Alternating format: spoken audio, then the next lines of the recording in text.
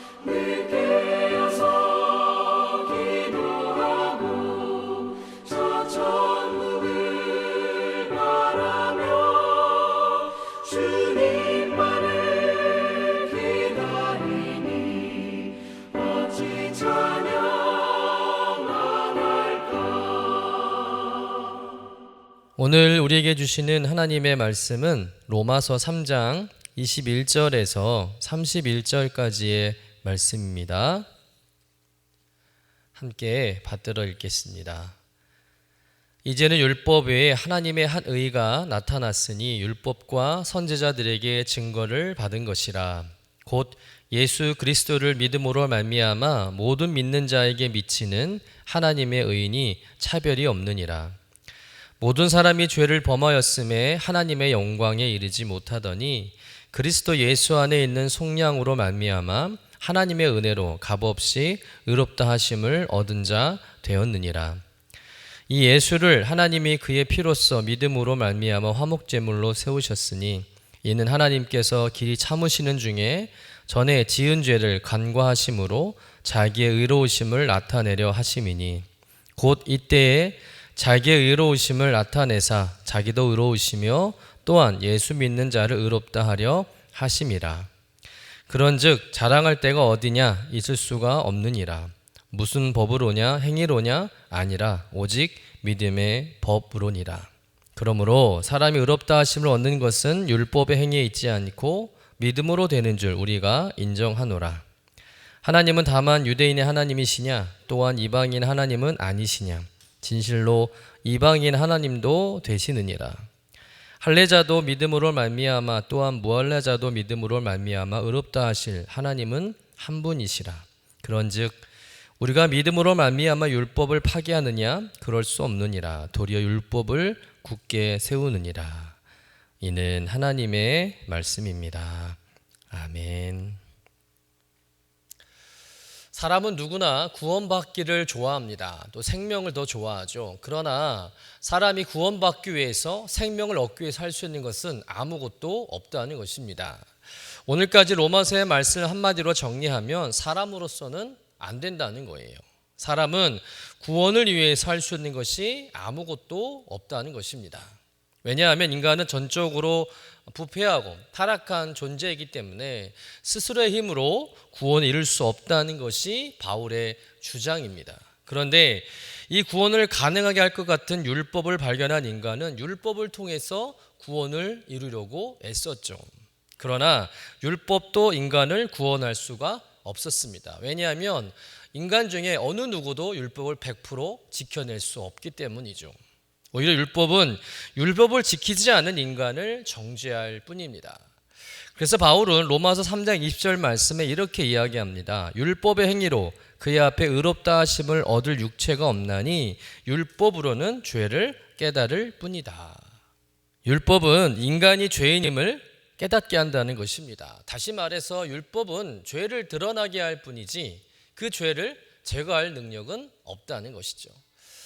여러분, 어떤 방에 더러운 물건들이 가득 차 있는데 빛이 없을 때, 캄캄한 때는 잘 모릅니다. 그러나 불을 켰을 때 그 방 안에 그 더러운 물건들을 보게 됩니다. 그렇다고 해서 불을 켰다고 해서 그 더러운 물건들이 불을 켜는 순간 사라지는 게 아니죠. 더러운 물건들을 사라지게 하려면 누군가가 그 더러운 물건들을 치워야 하는 것입니다. 이렇게 율법은 죄를 드러내는 빛과 같다는 것이죠. 하지만 그 죄를 제거할 능력은 없는 것입니다. 그러면 죄를 제거할 능력도 없고 우리를 죄에서 의롭게 하지도 못하고 또 구원도 못 시키는 율법 말고 진정 우리의 죄를 제거하고 우리를 의롭게 할 방법은 없는 것인가? 라는 질문을 하게 됩니다. 바울은 이제 이 질문에 대한 답을 이야기하면서 오늘부터 복음의 정의와 그 의미를 설명하기 시작하죠. 본문 21절, 22절 말씀을 같이 한번 읽어보겠습니다. 이제는 율법 외에 하나님의 한 의가 나타났으니 율법과 선지자들에게 증거를 받은 것이라. 곧 예수 그리스도를 믿음으로 말미암아 모든 믿는 자에게 미치는 하나님의 의인이 차별이 없느니라. 이제는 율법 외에 하나님의 한 의가 나타났다는 것이죠. 즉 율법 말고 우리를 죄에서 구원하고 의롭게 해줄 다른 의, 하나님의 의가 나타났다는 거예요. 그것이 있다는 것이죠. 그러면 그 하나님의 의가 무엇을 말하는 것일까? 결론부터 말씀드리자면 말씀에 있습니다. 예수 그리스도를 믿음으로 말미암아 모든 믿는 자에게 미치는 하나님의 의. 다시 말해서 이 땅에 오셔서 십자가에 죽으시고 부활하신 예수 그리스도가 바로 하나님의 의 되신 그분이다 라고 바울이 이야기하고 있는 것이죠. 그런데 이것은 이미 율법과 선지자들에게 받은 증거라고 바울이 말하고 있습니다. 무슨 이야기냐면 예수님이 하나님의 의가 된다는 말씀은 갑작스럽게 하나님의 의가 나타나는 것이 아니라 이미 오래전부터 구약의 모세 율법과 선지자들의 예언과 말씀을 통해 약속되었고 그 약속이 성취되었다는 거예요. 이를 뒷받침해주는 몇 가지 근거를 말씀드리자면 창세기에 아담과 하와가 선악과를 따먹지 말라는 하나님의 금령을 어기고 그 실과를 따먹은 후에 범죄를 짓게 되는데 그 범죄한 후에 하나님께서 인간들을 미혹하여 죄를 짓게 한 사단의 하수인으로 쓰임받은 뱀을 저주하면서 범죄한 인간을 구원할 구원자에 대해서 약속하시는 말씀이 있어요. 창세기 3장 15절 말씀인데요. 같이 읽어보겠습니다. 내가 너로 여자와 원수가 되게 하고 내 원수도 여자의 후손과 원수가 되게 하리니 여자의 후손은 내 머리를 상하게 할 것이요 너는 그의 발꿈치를 상하게 할 것이니라 하시고, 여기서 뱀의 후손이란 마귀에게 속박되어 죄 가운데 살아가는 타락한 인간들을 지칭하는 거예요. 반대로 여자의 후손은 여러 사람을 가리키는 복수가 아니라 단수입니다. 즉 여자의 몸에서 태어날 그 한 사람, 그가 구원자요 메시아라는 거죠. 그가 뱀의 머리를 상하게 할 거라는 말씀입니다. 즉 사단의 권세를 깨뜨린다는 말씀이죠. 그리고 사단에게 속박되어 있는 타락한 인간들을 구원할 거라는 말씀입니다. 자, 여기서 뱀의 머리를 밟으실 분, 그러나 뱀에게 발꿈치를 상하실 분, 그가 누구실까요? 바로 예수 그리스도죠. 이 말씀대로 예수님은 여자의 후손 마리의 아들로 태어나 인류를 구원할 메시아로서의 사명을 감당하게 됩니다. 그리고 그 과정에서 사단의 권세 아래에 있는 당시 유대계 지도자들과 로마 제국의 통치자들을 위해서 십자가에 손과 발에 못 박히시고 죽임을 당하게 되죠. 그러나 예고된 대로 발꿈치를 상하게 되는 공격을 받았지만 예수님은 죽은 지 3일 만에 다시 부활하셔서 사망의 권세를 이기시고 사단의 권세를 깨뜨리시고 영광 중에 다시 승리하신 줄로 믿습니다. 인류를 죄에 빠지게 했던 근본적인 악의 근원인 사단을 예수님께서 밟아 상하게 하시고 그 모든 권세를 무력화시킨 것이죠. 즉 죄로 인해 타락한 인간이었지만 사단에게 속박된 존재였지만 이제는 사단과 죄를 이기신 예수님으로부터 구출을 당하고 예수님과 함께 부활의 영광에 참여하는 길이 열리게 되었다는 것입니다. 어떤 율법으로도 죄를 해결할 수 없었는데 예수님께서 인간의 죄를 한 방에 해결하신 것이죠. 구약의 모세가 창세기 기록한 그 말씀이 그대로 신약에 이루어진 것입니다. 그 외에도 이사야 7장 14절 말씀 읽어볼까요? 그러므로 주께서 친히 징조를 너희에게 주실 것이라. 보라, 처녀가 잉태하여 아들을 낳을 것이요 그의 이름을 임마누엘이라 하리라. 여기서 처녀가 잉태하여 난 아들 임마누엘이란 이름을 가진 분이 누구입니까? 예수 그리스도죠. 그리고 우리가 잘 아는 이사야 53장 5절 6절 말씀 같이 읽어볼까요?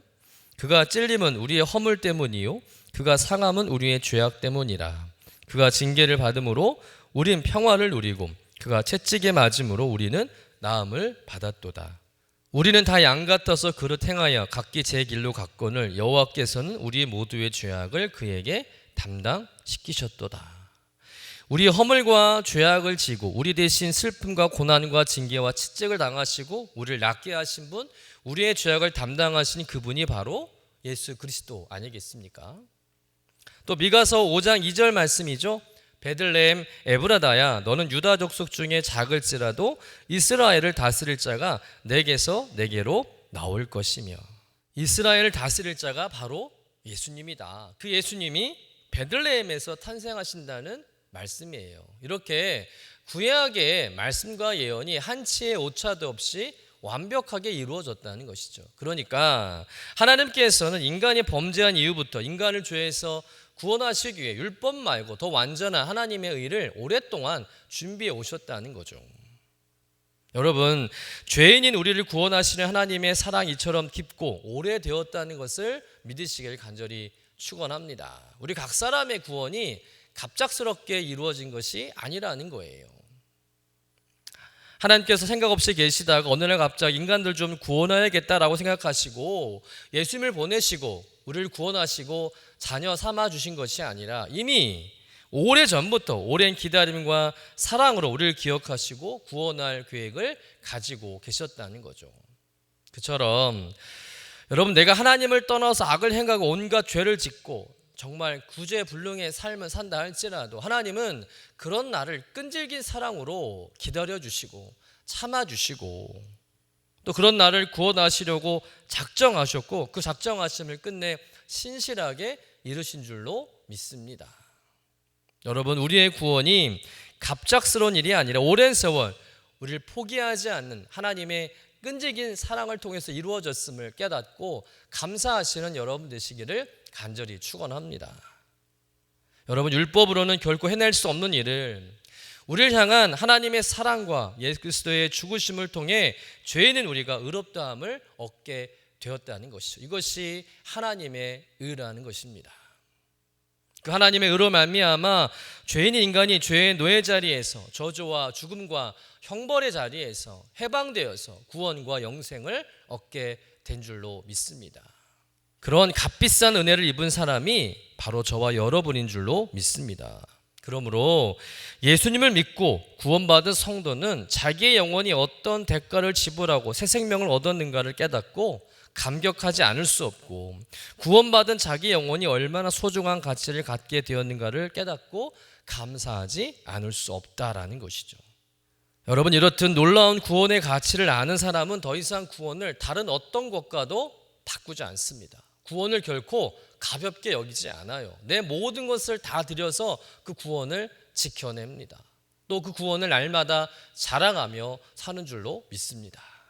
여러분, 우리 안에 이루신 이 구원의 의미를 깊이 깨닫고 구원의 감격을 회복하고 날마다 감사와 기쁨으로 살아가는 여러분 되시기를 주님의 이름으로 간절히 축원합니다.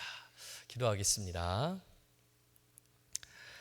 주님, 오늘 로마서의 말씀을 통해서 다시 한번 구원의 진리를 깨닫게 해주시니 감사드립니다. 율법으로는 의로울 수 없고 우리 행위로는 결코 구원 이룰 수 없음을 고백합니다. 우리는 전적으로 타락한 죄인이요 스스로의 힘으로는 구제할 수 없는 존재였고, 하나님을 떠나 악을 행하고 온갖 죄를 짓고 구제불능의 삶을 사는 우리를 구원하시기 위해서 오래전부터 우리를 향한 끈질긴 그 사랑으로 우리를 기다려 오시며 우리의 불의함을 참고 또 참으시고 마침내 우리를 죄에서 건지신 주님을 신뢰하고 찬양합니다. 주님, 이렇게 우리가 하나님의 자녀가 된 것이 어느 날 갑자기 이루어진 것이 아니었다는 것에 우리를 향한 하나님의 사랑이 얼마나 크고 깊고 위대했는지를 깨닫게 됩니다.